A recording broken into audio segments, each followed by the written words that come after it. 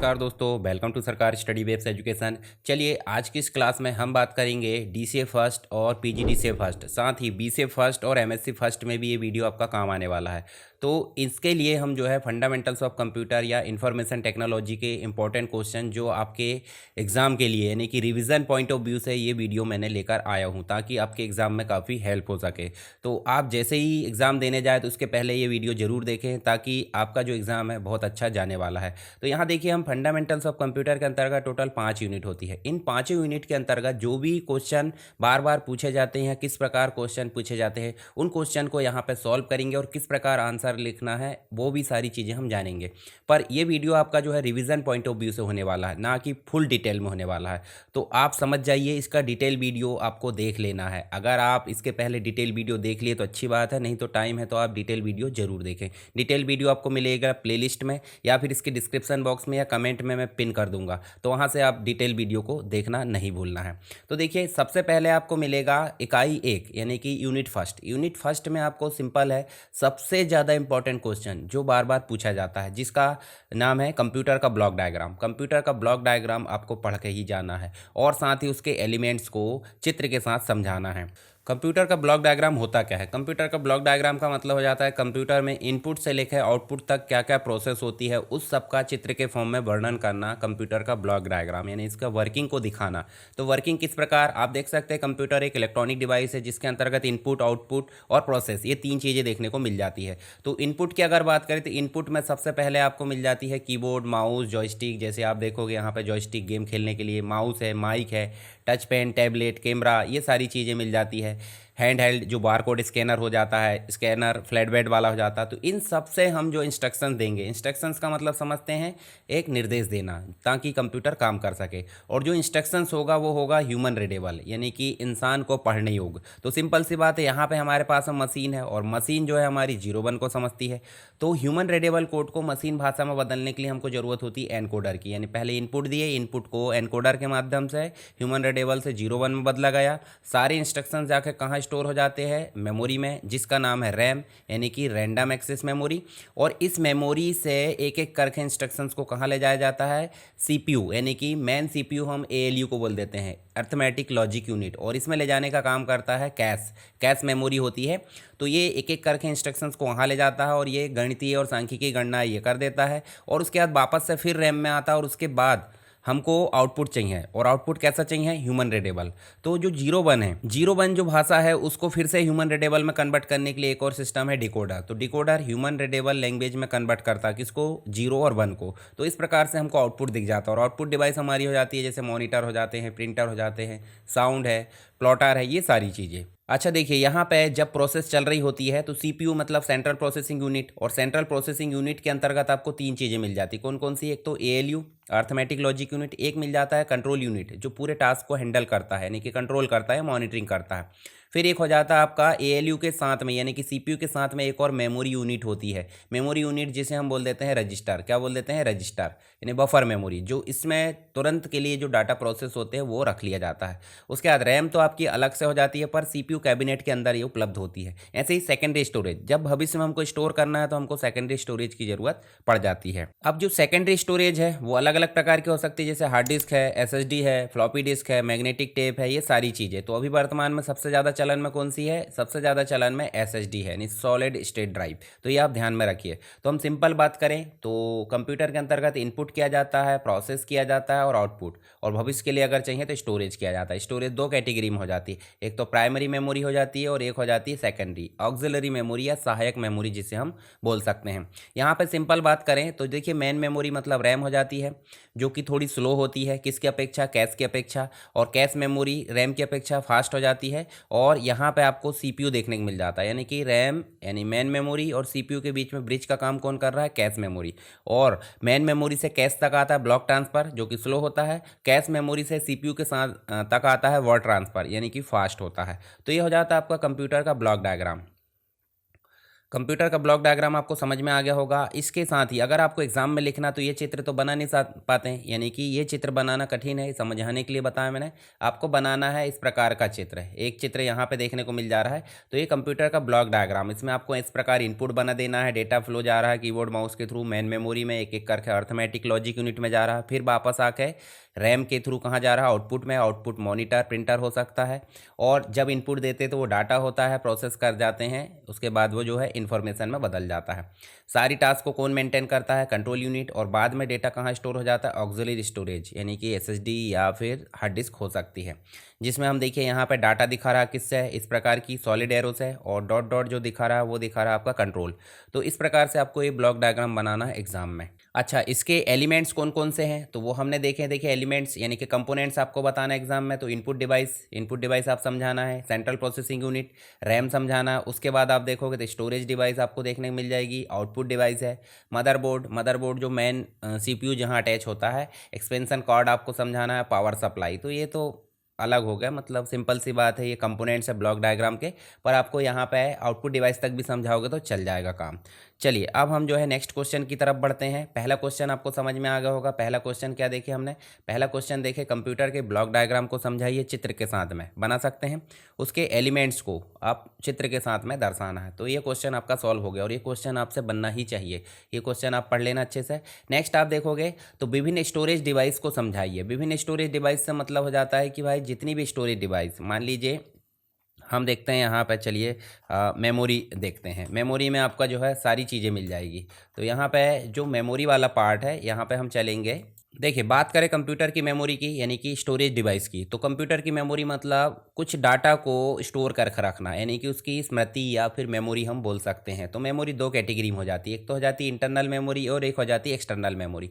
Internal memory वह memory हो जाती है जो कंप्यूटर में बेसिक काम, बोले तो जब काम चल रहा है कंप्यूटर में तो उसके टास्क को हैंडल करती है, साथ ही बायोस को इंस्टॉल करके रखती है। तो सारी चीज़ें हो जाती है आपकी प्राइमरी मेमोरी, बोले तो इंटरनल मेमोरी। और इंटरनल मेमोरी में दो चीज़ें हो जाती है, एक तो रैम आ जाती है और एक आ जाती है रोम। रैम मतलब रैंडम एक्सेस मेमोरी, जो नॉर्मली आप समझते हैं 4 GB, 8 GB, 16 GB, 32 GB। और एक हो जाती है रीड ओनली मेमोरी, ये आपके बायोस, यानी कि जब मोबाइल या कंप्यूटर स्टार्ट होता है तो उस समय जो प्रोग्राम होते हैं वो प्रोग्राम यहाँ पर स्टोर हो जाते हैं। रैम के दो प्रकार हो जाते हैं, एस रैम यानी कि स्टैटिक रैम और डायनेमिक रैम।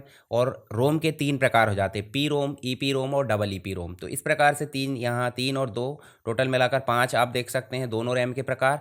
और बात करें एक्सटर्नल की, तो जब तक हम जो है काम करते हैं तो तब तक इसमें डाटा स्टोर है, परंतु जब हम भविष्य के लिए स्टोर करते हैं, फ्यूचर के लिए करते हैं, तो वो हो जाता है आपका किस में, एक्सटर्नल में, यानी कि ऑक्सिलरी स्टोरेज में। और ऑक्सिलरी स्टोरेज हम बोल सकते हैं यहाँ पे कौन कौन सी, जैसे सबसे प्राइमरी रूप से देखें तो पहले फ्लॉपी डिस्क थी, फिर दूसरे में आ गई हार्ड डिस्क, और अभी प्राइमरी रूप से ज़्यादातर आपकी एसएसडी देखने को मिल जाती है, हार्ड डिस्क की बदले में एसएसडी। और एसएसडी काफ़ी फास्ट होती है। तो यहाँ पे आप देखोगे जैसे जिप ड्राइव है, यूएसबी ड्राइव है, मीडिया डिवाइस है, मेमोरी कार्ड है, जो आपकी सीडी डीवीडी होती है, सब सेकेंडरी स्टोरेज में आ जाती है।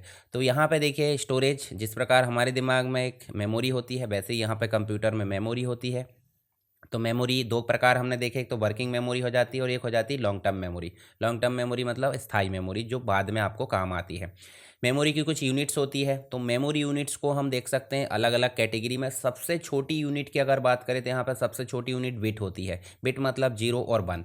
नेक्स्ट उसके बाद 4 बिट मिला दिया जाए तो क्या बन जाती है, एक निबल बन जाती है। 8 बिट मिला दें तो एक बाइट बन जाती है। ऐसे ही 1024 बाइट मिलाएंगे तो 1 KB, ऐसे 1024 KB मिलाएंगे तो 1 MB, 1024 MB से 1 GB बन जाती है। और ऐसे ही बढ़ते बढ़ते कहाँ तक जाती है, 1024 ब्रोंटो बाइट मिलाए तो 1 जियो बाइट बन जाती है। यानी सबसे बड़ी जो मेमोरी यूनिट है, मेमोरी मेजरमेंट यूनिट है, वो 1 जियो बाइट है। आगे और भविष्य में बढ़ते जाएगी, यहाँ फिक्स नहीं रहने हैं, ठीक है।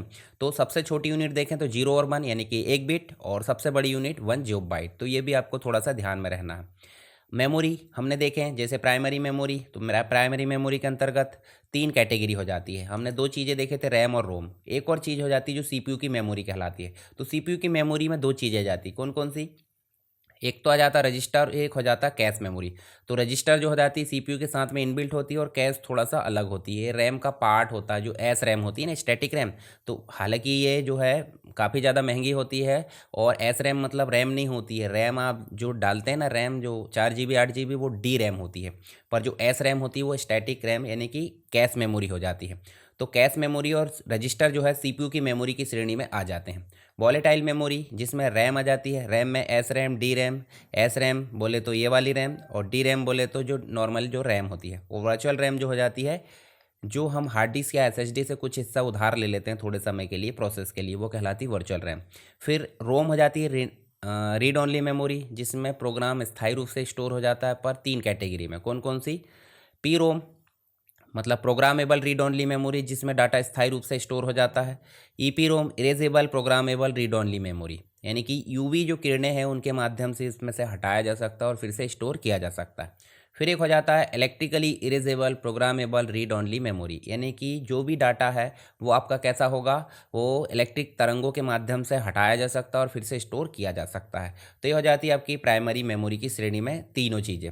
फिर हो जाती है सेकेंडरी मेमोरी में, जिसमें सबसे इंपॉर्टेंट अभी की डेट में देखें तो आपको मिल जाती है एसएसडी। एसएसडी मतलब सॉलिड स्टेट ड्राइव, जो चिप लेवल की होती है रैम के जैसी, परंतु इसके पहले जो चलती थी जैसे मैग्नेटिक टेप है, जिसमें सिक्वेंशियल रूप से देखें तो मैग्नेटिक टेप, और मैग्नेटिक टेप की अगर बात करें तो यहाँ पे आप देख सकते हैं, देखिए सीक्वेंशियल में मैग्नेटिक टेप बस आ जाते हैं जो रील वाले आते थे, परंतु डायरेक्ट में आप देखोगे, डायरेक्ट में आपका मैग्नेटिक डिस्क मिल जाता है, जिसमें हार्ड डिस्क मिल जाता है, फ्लॉपी डिस्क मिल जाता है। इसी में ऑप्टिकल डिस्क की बात करें तो सीडी डीवीडी जो भी है, ब्लू रे डिस्क है, होलोग्राफिक वीडियो डिस्क है, फ्लैश ड्राइव में पेन ड्राइव वगैरह आ जाती है। तो सारी चीज़ें आपकी डायरेक्ट एक्सेस, बोले तो डाटा कभी भी कहीं भी स्टोर कर सकते हैं और कहीं से भी निकाल सकते हैं। तो ये चीज़ें आपको देखने को मिल जाती है। तो यहाँ देखिए हमने बात करे थे सेकेंडरी स्टोरेज के बीच में रैम काम करती है, और रैम और सीपीयू के बीच में कैश काम करती है, और कैश आपकी फास्ट मेमोरी होती है। तो ये चीज़ें आपको ध्यान में रखना है। तो आपको मेमोरी समझ में आ गई होगी। मेमोरी बोले तो प्राइमरी मेमोरी और सेकेंडरी मेमोरी, आपको इनके प्रकार याद रखना है। प्रकार कौन कौन से, जैसे मैं बताऊँ यहाँ पर सेकेंडरी स्टोरेज में, तो सेकेंडरी स्टोरेज में देखोगे तो आपको जो है हार्ड डिस्क है, सॉलिड स्टेट ड्राइव है, साथ ही जो हार्ड डिस्क की संरचना है, ये संरचना आपको ध्यान में रखना। जैसे एक आर्म असेंबली होती है, इस पर आपका रीड राइट हेड लगे होते हैं, एक स्पेंडल होता है जिसमें सारी डिस्क फंसी होती है, और इसके आसपास देखें तो ट्रैक होते हैं, और छोटे छोटे पार्ट को सेक्टर बोल देते हैं। तो ये चीज़ आप जो है एग्ज़ाम में लिखना नहीं भूलना है, और इसकी कार्यविधि आप लिख लेना। तो विभिन्न स्टोरेज डिवाइस में एक नॉर्मल आंसर कैसे लिखना, ये वीडियो आप देख लेना, तो उसमें आपको सारी चीज़ें पता चल जाएगी कि आंसर जो है सही मायने में कितना अंक का पूछा जाता है, कितना लिखना है, सारी चीज़ें आपको उसमें बताई गई है। चलिए नेक्स्ट क्वेश्चन की तरफ बढ़ते हैं। कंप्यूटर का उपयोग करने के क्या लाभ है, विस्तार से वर्णन कीजिए। भाई सिंपल सी बात है, कंप्यूटर के उपयोग के बहुत सारे लाभ होते हैं। देखिए यहाँ कंप्यूटर के आपको जो है एक प्रकार से एप्लीकेशंस या इसके लाभ या फिर इसके फ़ायदे आपको अलग अलग प्रकार से देखने को मिल जाएंगे। तो उपयोग आप बता देंगे तो भी वो लाभ कहलाएंगे। तो कंप्यूटर आज की डेट में हर जगह उपयोग हो रहा है, यानी कि कहीं भी ऐसा क्षेत्र नहीं बचा जहाँ पे कंप्यूटर का उपयोग नहीं हो रहा है। तो आप देखोगे घरों में अगर बात करें तो आप देखोगे किचन में, कार में आप देख सकते हैं, ठीक है, घर में रोबोट या सर्वेंट के रूप में, ठीक है। इसके अलावा बैंकिंग, शॉपिंग, इन जगह आप देखोगे बिना कंप्यूटर के काम नहीं हो पा रहा। दूसरी चीज़ computer in education learning, computer को अगर पढ़ना है तो कंप्यूटर की आवश्यकता पड़ती है। कंप्यूटर टीचर के रूप में काम कर रहा है। मान लीजिए मैं यहाँ से आपको पढ़ा रहा हूँ, परंतु आपके पास फाइनली कंप्यूटर ही काम कर रहा है। कौन? मोबाइल या कंप्यूटर। तो वो आपके टीचर के रूप में काम कर रहा है। फिर उसके बाद हो जाती है कोई भी प्रॉब्लम आती है तो आप गूगल या फिर कंप्यूटर के माध्यम से सर्च करके उसको क्या कर लेते हो, सॉल्व कर लेते हो। आप एग्ज़ाम देने जाओगे तो भी आपको कंप्यूटर की आवश्यकता पड़ जाती है। नेक्स्ट अगर बात करें इंटरटेनमेंट की, तो सिंपल सी बात है, गेम्स खेलने के लिए कंप्यूटर की आवश्यकता पड़ रही है, मूवी देखने के लिए, म्यूज़िक के लिए, आर्टिस्टिक कोई काम करना है, कलाकारी करना, तो उसके लिए कंप्यूटर की आवश्यकता यहाँ पर पड़ रही है। साइंटिफिक रिसर्च की बात करें, जैसे इसरो है, डीआरडीओ है, जो स्पेस आप देख सकते हैं स्पेस के लिए काम करती हैं, मिसाइल के लिए काम करती हैं। तो सिंपल सी बात, वहाँ पे भी देखोगे मौसम की भविष्यवाणी के लिए तो भी कंप्यूटर की आवश्यकता वहाँ पे पड़ रही है। मेडिकल क्षेत्र की बात करें तो मेडिकल क्षेत्र में भी कंप्यूटर की आवश्यकता बहुत अधिक होती है। भाई सिंपल सी बात है, कंप्यूटर हर जगह उपयोग हो रहा है, तो ये चीज़ आपको ध्यान में रखना है। कंप्यूटर इंफॉर्मेशन टेक्नोलॉजी में इंटरनेट का उपयोग करना है, बिजनेस या ई कॉमर्स है, शॉपिंग, उसको उपयोग करना है, तो आपको किसकी ज़रूरत पड़ेगी? कंप्यूटर की आवश्यकता पड़ेगी। उसके बाद इसकी कुछ विशेषताएं भी आप लिख सकते हैं, यानी कि इसके फ़ायदे के अंतर्गत कि भाई हम जो काम सालों में करते थे वो काम यहाँ पे मिनटों में हो जाता है, मतलब सालों के काम को मिनटों में किया जा सकता है, तो इससे फ़ायदा हो रहा है, समय की बचत हो रही। एक्यूरेसी यानी कि शुद्धता आप देख सकते हैं, इंसान काम करेगा तो गलती होने के चांसेस है, परंतु यदि मशीन या कंप्यूटर काम करेगा तो गलती होने के चांसेस 99% नहीं है। 1%, 0.1% हो सकता है, कब? जब मनुष्य गलती करे। ठीक है। डिलीजेंस, कर्मठता, लगातार काम करते रहता है, कोई इसमें थकावट का काम नहीं है। वर्सैटिलिटी, हर जगह कंप्यूटर को उपयोग किया जा सकता है आज की डेट में। रिलायबिलिटी, भरोसेमंद। ठीक है, तो यहाँ पे आप देख सकते हैं रिलायबल यानी कि विश्वसनीय है ये। उसके बाद कंसिस्टेंट, लगातार काम करते रहेगा। स्टोरेज कैपेसिटी है इसमें, मेमोरी, याद करने की क्षमता, और ऑटोमेटिक काम करता है, एक बार इनपुट दे दें सारा काम खुद ब खुद कर लेता है। अब देखिए इसके फ़ायदे के साथ साथ इसकी कुछ कमियां भी है, जैसे लैक ऑफ इंटेलिजेंट हो सकता है, अनेबल सेल्फ प्रोटेक्शन यानी कि सोचने समझने की क्षमता नहीं है, डिसीजन यानी कि निर्णय लेने की क्षमता नहीं है इसमें, और खुद की सुरक्षा करने की इसमें क्षमता नहीं है। कोई जैसे शॉर्ट सर्किट हो रहा है या कोई चोरी करके ले जा रहा है या कोई डाटा डिस्ट्रॉय कर रहा है, तो वो चीज़ें इसके अंतर्गत नहीं है, सुरक्षा कर सके। तो ये चीज़ें आप देख लेना इसके फ़ायदे के अंतर्गत। तो यहाँ पे देखिए लाभ हमने देखे, इसकी विशेषता या लाभ जो भी है, देखिए सुपर कंप्यूटर की विशेषताओं को समझाइए और इसको उपयुक्त उदाहरण के साथ यहाँ पे बताना है। सुपर कंप्यूटर की बात करें, सुपर कंप्यूटर एक ऐसा कंप्यूटर है जिसकी स्पीड जो है हाई लेवल पे होती है, स्टोरेज कैपेसिटी भी हाई होती है, उसका परफॉर्मेंस भी हाई होता है बाकी अन्य कंप्यूटर की अपेक्षा।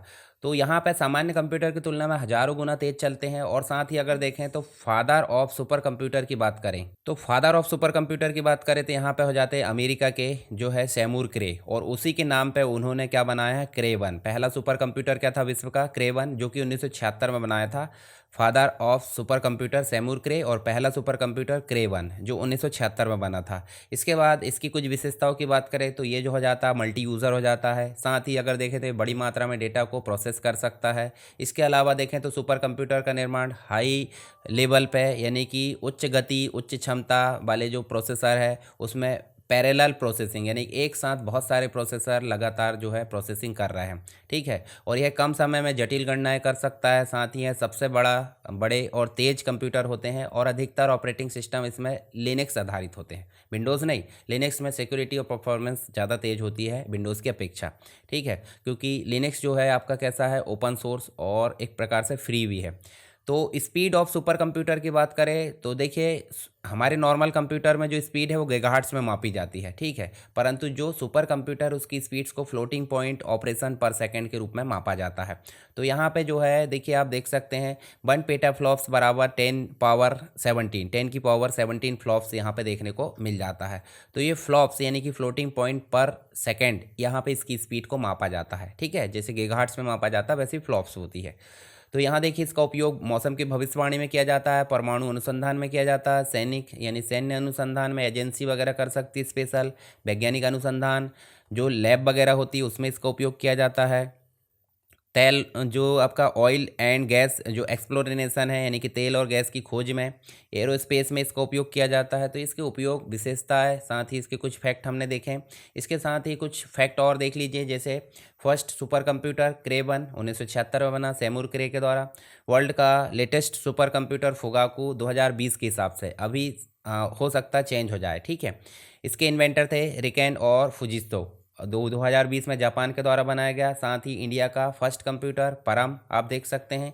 और उसके बाद आप देखोगे तो ये जो है पैरेलल मशीन परम आप देख सकते हैं 1991 में सीडेक पुणे के द्वारा बनाया गया था, परंतु इसमें जो डायरेक्टर थे वो थे विजय पांडुरंग भाटकर। तो विजय पांडुरंग भाटकर को इंडिया का सुपर कंप्यूटर का पिता बोला जाता है, यानी कि father of Indian super computer. ठीक है, तो सीडेक का full form centre for development of advance computing. परम के अलग अलग आप वेरिएंट देख सकते हैं। इसके बाद आप कुछ और देख सकते हैं, जैसे 2022 के हिसाब से परम प्रवेगा यहाँ पे बनाया गया सुपर कंप्यूटर जो IISc बेंगलुरु और इसके अलावा इसके द्वारा बनाया गया। और साथ ही मिहिर और प्रेत्यूस आप देख सकते हैं। साथ ही आप देखोगे तो चाइनीज़ कंप्यूटर भी यहाँ आप देख सकते हैं, और USA का सुपर कंप्यूटर टाइटन साथ ही चाइना का सुपर कंप्यूटर तिहाने 2, सऊदी अरब का शाहीन सेकंड, अनुपम आप देख सकते हैं जो कि वार्क के द्वारा बनाया गया। इसके अलावा विरागो जो आईआईटी मद्रास के द्वारा बनाया गया। Siddharth was the first computer develop in India 1986 में देखिए सिद्धार्थ यहाँ पर सुपर कंप्यूटर बना था, फर्स्ट कंप्यूटर डेवलप किया गया था। चलिए आगे देखें तो हमारा जो नेक्स्ट क्वेश्चन मिल जाता है यहाँ पे, जो इम्पोर्टेंट क्वेश्चन हम देख रहे हैं वहाँ पे, तो यहाँ देखिए आपको पूछा गया है पीसी के विभिन्न प्रकारों को समझाइए। तो आपको समझाना डेस्कटॉप, लैपटॉप, पॉमटॉप, पीडीए। तो चलिए जो आपके कंप्यूटर के प्रकार है उसमें हम इनको भी एक बार देख लेते हैं, जो इम्पोर्टेंट आपके माइक्रो कंप्यूटर की श्रेणी में आ जाते हैं। तो माइक्रो कंप्यूटर की श्रेणी में हम देखें तो यहाँ पे देखिए आपको देखने को मिल जाते हैं जो अलग अलग है सुपर कंप्यूटर के बाद। जैसे यहाँ देखिए आपको लैपटॉप, डेस्कटॉप और जो बाकी की चीज़ दिख जाती है।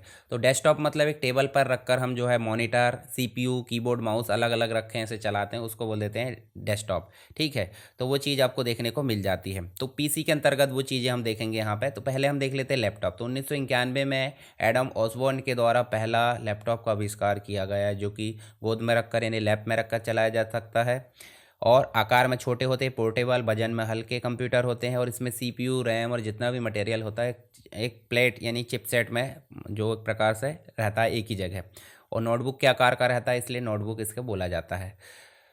गेमिंग और जो बिजनेस वगैरह है, वैज्ञानिक, इंजीनियरिंग में इसका उपयोग किया जाता है। ऐसे टैबलेट भी हो जाता है, टैबलेट वाइल मोबाइल का बड़ा भाई जो कि हाथ में रखकर चलाया जा सकता है। टच स्क्रीन होता है। लैपटॉप और कंप्यूटर के सारे काम यहाँ पे हम इसमें कर सकते हैं, लगभग ज़्यादातर तो नहीं किए जाते पर रेगुलर यूज़ होने वाले हम कर सकते हैं।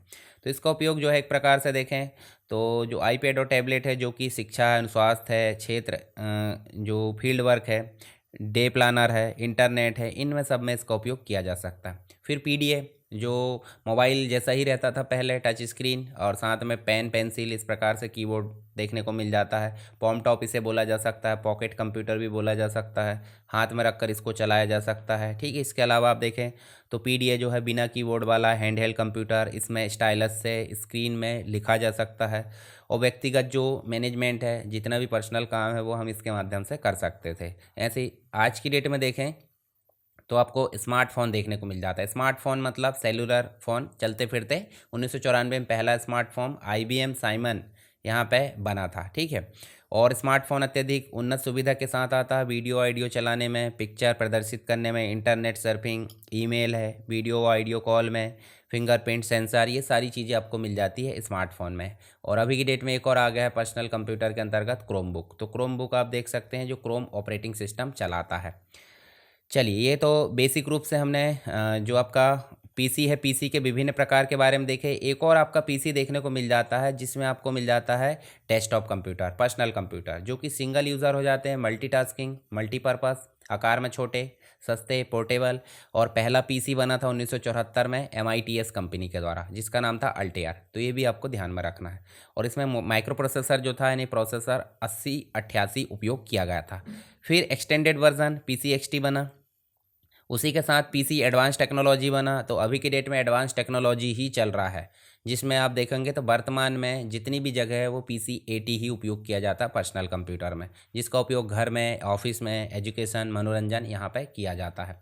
तो ये बेसिक रूप से हमने बात करें यहाँ पे PC के बारे में। तो ये जो इम्पोर्टेंट क्वेश्चन जो मैंने बताया वो आपके एग्ज़ाम के लिए काफ़ी ज़्यादा हेल्प करेंगे। तो आपको ये वीडियो जो है आवश्यक रूप से इसको ध्यान से देखना है और जो कंप्लीट नोट्स है उसको पढ़ना नहीं भूलना है। Complete notes revision point of view से, मतलब जो मैंने पढ़ा है उसको आप एक सरसरी नज़र से एग्ज़ाम के पहले देख सकते हैं, क्योंकि रिवीजन तो 5-10 मिनट में हो जाता है, पर जो आप वीडियो देखोगे पहले देखोगे और रिवीजन के लिए आप जो है नोट्स पढ़ लोगे तो आपका जो है दोनों काम हो जाने वाला है।